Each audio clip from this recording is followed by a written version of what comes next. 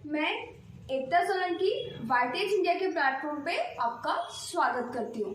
उम्मीद है तैयारी अच्छी चल रही होगी और आप लोग अपनी पढ़ाई में जमकर लगे होंगे।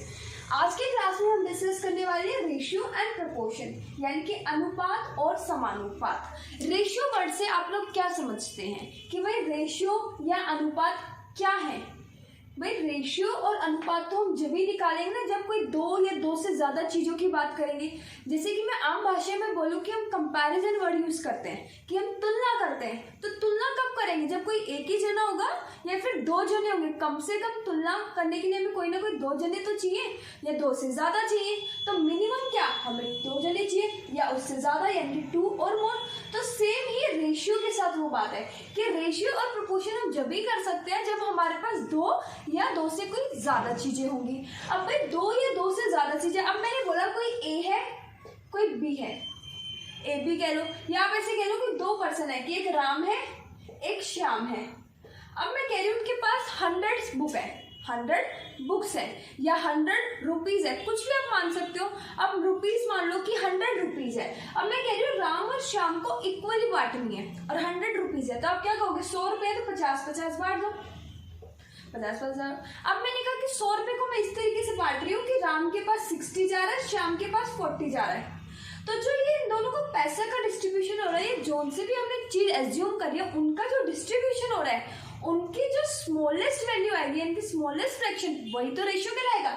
जैसे कि 50 और 50 है तो 50 बन जाए 50, 50 बन जाए 50, यानी कि 1:1 का रेशियो आ गया राम और श्याम के बीच।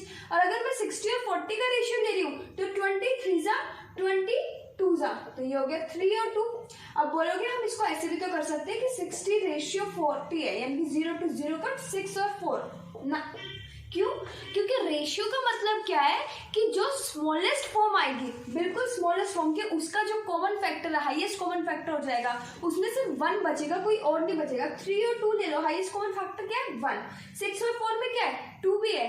तो रेशियो का मतलब है हमें एट द एंड तक पहुंचना है। एट द एंड तक पहुंचना मतलब जो स्मॉलेस्ट यूनिट तक जब तक हम आंसर नहीं ले आते तब तक हमें वो कट करते जाना है। तो रेशियो का मतलब ये हो गया कि हमें क्या करना है, किसी चीज को जो हम बांट रहे हैं, किस हिस्सों में बांट रहे हैं। अब मैं कह रही हूँ कि कोई 3 जने हैं कि ए बी सी, अब ये 5:3:2 है कि कुछ समान है, इस रेशियो में मैंने बांट दिया कि 5:3:2 है। तो क्या जो डिस्ट्रीब्यूशन हो रहा है वही तो हमारे पास अनुपात है, वही तो हमारे पास रेशियो है, कि मतलब जिस फॉर्म में हम बांट रहे हैं वो रेशियो। अब भाई रेशियो अनुपात हो गया कि किस हिस्से में हम बांट रहे हैं, किसके हिस्से में कितना आएगा। जिसके पास रेशियो की वैल्यू ज्यादा होगी उसके हिस्से में ज्यादा आएगा, चाहे वो पैसे हो, मिठाई हो या कोई भी अमाउंट हो, कुछ भी चीज हो तो ज्यादा है। जिसका रेशियो के कम है यानी कि उसके हिस्से में कम आएगा और टोटल तो सेम रहने। तो प्रोपोर्शन यानी कि समानुपात क्या है कि रेशियो को जो बैलेंस करेगा, रेशियो को जो बैलेंस करेगा वो हो गया हमारे पास प्रोपोर्शन, यानी कि बैलेंस आउट करता है रेशियो को कौन? प्रोपोर्शन। यानी कि समानुपात क्या है? जो अनुपात को बैलेंस आउट करे। क्या है ये जो साइन आप देखते हो हर जगह, जो मैंने देखो ये बनाया है, ये किसका साइन हो गया? रेशियो का। और अगर मैं वही बात करूं समानुपात यानी कि प्रोपोर्शन का साइन क्या होगा, तो ये होगा इस डिनोट से कि रेशियो क्या है कि किसी हिस्से में या किसी चीज को किस हिस्से में बांटा जा रहा है और कितने लोगों के बीच बांटे जा रहे हैं। और समानुपात क्या है कि उसी रेशियो को बैलेंस आउट करना। तो रेशियो और प्रोपोर्शन के बीच डिफरेंस क्लियर हुआ। अब रेशियो और प्रोपोर्शन को हम और जानते हैं कि भाई वो क्या चीज है। हमने देखा कि रेशियो क्या है भाई, किस हिस्से में क्या चीजें बढ़ रही है, प्रोपोर्शन क्या है जो उसी को बैलेंस आउट कर रहा है। और रेशियो का साइन ये और प्रोपोर्शन का साइन ये, यानी कि डबल रेशियो। तो एक एक करके हम चीजों को समझते हैं। तो सबसे पहले हम रेशियो जानते हैं कि रेशियो क्या है। अब हमारे पास जो क्वेश्चन आएंगे ना, जितने भी कॉम्पिटेटिव एग्जाम है, हर एग्जाम में इससे क्वेश्चन आने ही आने, 2 या 3, ये रेशियो वेरी करता रहता है कि 2 या 3 क्वेश्चन आने ही आने। तो अब सबसे पहले हम रेशियो को देखते हैं, यानी कि अनुपात को देखते हैं। अब मैंने कह दिया कि कोई दो बंदे ए और बी, ठीक है, दो बंदे हैं, उनको 4 और 5 के अनुपात में कुछ बांटा गया। अब क्या बांटा गया आप कुछ भी ले लो, तो मैंने कहा 4 और 5 के बांटा गया। अब मैंने कहा वापिस दो बंदे बी और सी, उनको बांटा गया 3 और 2 के अनुपात में। तो बताओ ये जो 3 बंदे हैं यानी कि ए बी और सी, इनका अनुपात क्या होगा? आप ध्यान से देखो, पहले मैंने कहा कि दो बंदे, हमने क्या पढ़ा था कि रेशियो क्या है कि कोई कम से कम दो जन है और उससे ज्यादा। तो यहाँ पे तीन जनों की बात हुई है, यानी कि ए, बी और सी। और ए बी पहले आए दो बंदे, 4 और 5 में ले गए। अब मान लो कि पैसे मिल रहे हैं इनको, कि मान लो इन्होंने काम किया, इनको पैसे मिल रहे हैं, तो ए और बी को 4:5 के बीच में रेशियो में पैसे मिल गए, और बी और सी बाद में आए 3 और 2। अब देख रहे हो कि बी 2 बार आया है, तो पर इंसान तो एक ही है, यानी कि उसको जो वेजेस मिले। अब यहाँ पे वेजेस क्यों बोल रहे हैं? क्योंकि हमने बोल दिया कि इन्होंने कोई काम करा है और उनको पैसे मिल रहे हैं, तो जब हम काम करते हैं उसके बदले हमें पैसे मिलते हैं, वो क्या होता है? वेजेस। ठीक है, तो यहाँ पे ये जो बी है, यहाँ पे जो बी है, मैं आपके लिए देखो कलरफुल मार्कर से यूज कर रही हूँ, कि यहाँ पे जो ये बी है, ये दोनों भी एक ही है, तो इनका रेशियो भी एक ही होना चाहिए, पर इनका रेशियो तो सेम है। सेम तो नहीं है, पर इनका रेशियो होना चाहिए सेम। तो अब इनके रेशियो को सेम बनाने के लिए क्या करेंगे हम? भाई वो ही तो करना है, क्योंकि अगर मान लो इनका रेशियो सेम आ जाता है तो हम ए, बी और सी का रेशियो तो आ जाएगा। तो इसी रेशियो को करने के लिए 3 से 4 तरीके हैं। मैं आपको एक एक करके सारे तरीके बताती हूँ, जोन सा आपको पता चले कि आपके लिए बेस्ट है वो पिक कर लो। ये नहीं है कि भाई एक तरीका समझ ले दूसरा नहीं समझना, तरीके सारे समझने, जो आपको बेस्ट लगे, यानी कि जिसमें आपका हाथ सेट हो जाए। हाथ सेट हो जाए मतलब कैलकुलेशन आपकी उसमें हो जाए कि भाई मैं फटाफट इस चीज को कर सकता हूँ, तो वो चीज कर सकते हैं। तो सबसे पहला तरीका सीखते हैं। देखो, अब मैंने यहाँ पे बोला कि ए, बी और सी, 3 बंदे हैं, ए, बी, सी। तो ए और बी का क्या अनुपात है? 4 और 5। जो बातें बोली गई है वही लिख दो, बाकी सब भूल जाओ। तो पहले बोला कि ए, बी और सी 3 बंदे, तो हमने लिख दिया ए, बी और सी। तो ए और बी क्या है? 4 और 5। 4। सी के बारे में कुछ नहीं बोला गया, छोड़ दो, इनकी खाली छोड़ दो। दूसरी बात में क्या बोला गया कि बी और सी क्या है? 3 और 2। तो बी के नीचे 3 और सी के नीचे 2। अब इसमें ए के बारे में कुछ नहीं बोला गया, तो ए को भूल जाओ, कि जो बोला है वही लिख दो। तो अब आप जो देख रहे हो कि जो खाली स्पेस है, इसका क्या करना है? जो इनके नियरेस्ट जो चीज है, जो नियरेस्ट वैल्यू, वो पुट कर दो। सी यहाँ पे खाली है, इसके नियरेस्ट क्या है? 5, तो 5 पुट कर दो। यहाँ पे 3 है और ए खाली है, तो ये 3 पुट कर दो, और इनका मल्टीप्लाई कर दो। मल्टीप्लाई कर दो क्या मतलब कि भाई ऊपर ए 4 है, अब यहाँ पे 3 आया। 3 क्यों आया? क्योंकि नियरेस्ट में क्या था? 3। तो 4 और 3 12। रेशियो की तो बात हो रही है। अब बी तो दोनों जगह था, तो 5 3 जा 15, बिल्कुल। और यहाँ पे 2 था और यहाँ 5 क्यों आया? क्योंकि नियरेस्ट 5, यानी कि 5 2 जा 10। तो हमसे जो क्वेश्चन में पूछा था कि ए, बी, सी का रेशियो बताओ, वो क्या आया हमारे पास? 12 15 10। हमने फर्स्ट मेथड, ये क्या है? First method. तो फर्स्ट मेथड में हमने क्या सीखा कि पुटिंग वैल्यू या प्लेस वैल्यू, इसका है कि वैल्यू को पुट करो, कि जो गिवन है उतना लिखो, और जो वैकेंट स्पेस है उसके पास जो सबसे ज्यादा खाली वैल्यू है, यानी कि जो यहाँ जगह खाली है इसके पास कौन सी वैल्यू? 5। ये जगह खाली है, इसके पास कौन सी? 5। जो हमें ना ऐसे नहीं लेनी वैल्यूज, ऐसे लेनी है, यानी कि हॉरिजॉन्टली, यानी कि ऐसे।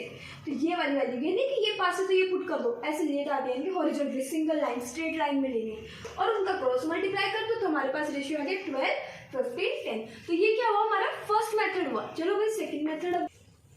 हमने फर्स्ट मेथड सीख लिया। फर्स्ट मेथड में क्या था कि जो गिवन है हमने वो रख दिया, और जो नियरेस्ट वैल्यू खाली थी, जो नियरेस्ट वैल्यू थी उसकी वैल्यू पुट करी और मल्टीप्लाई कर दिया। अब सेकंड मेथड देखते हैं। सेकंड मेथड जो है मुझे पर्सनली फेवरेट लगता है, यानी कि ये मेथड है ना, इसमें आप गलतियां नहीं करोगे। बाकी मेथड में क्या होगा कि अगर ये लंबा हो जाएगा ना, कि मैंने ऐसे कुछ दे दिया कि ए, बी, बी, सी, सी, डी, डी, ई, एफ, इतने का दे दिया, तो वैल्यू पुट करने में आपको लग जाएगा टाइम। बाकी अगर आप इस पे अपनी स्पीड बना लेते हो, यानी कि इसको कर लेते हो, तो वो भी अच्छा है, कोई दिक्कत वाली बात नहीं है। पर लेकिन जो मैंने बताया कि भाई मैं पर्सनली ये मेथड प्रेफर करती हूँ, तो इसको ध्यान से देखो। बाकी चॉइस आपकी है कि आप कौन सा मेथड लेना चाहो। जो क्वेश्चन में गिवन है ना वही लिख दो। ए, बी 4 5, बी, सी 3 2। ठीक है।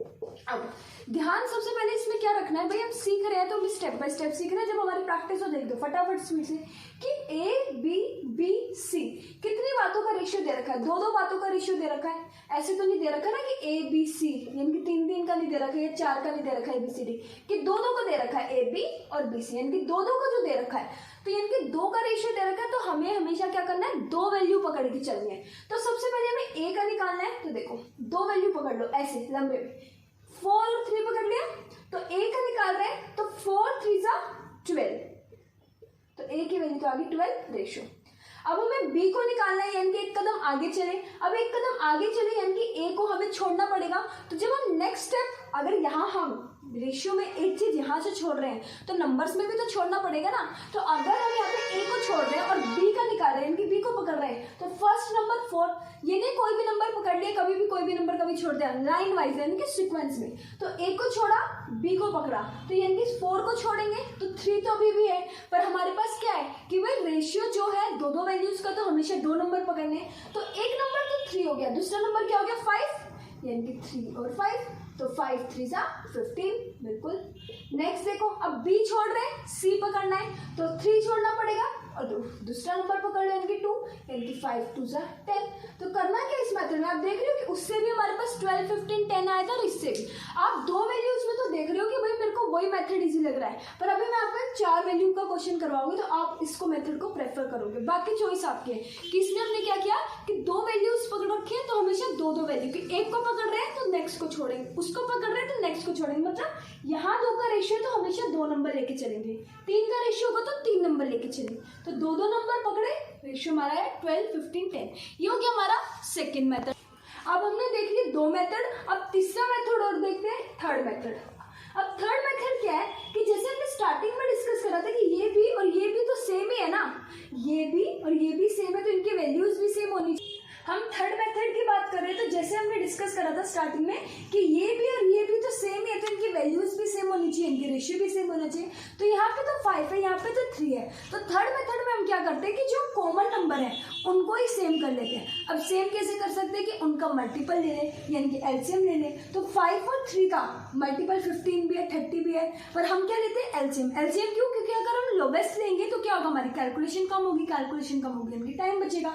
तो 5 और 3 का क्या हुआ 15, तो इस 5 को भी मुझे 15 बनाना है और इस 3 को भी 15 बनाना है। तो वापस जो क्वेश्चन में गिवन है उसको ऐसे लिख दो कि ए बी 4:5 है।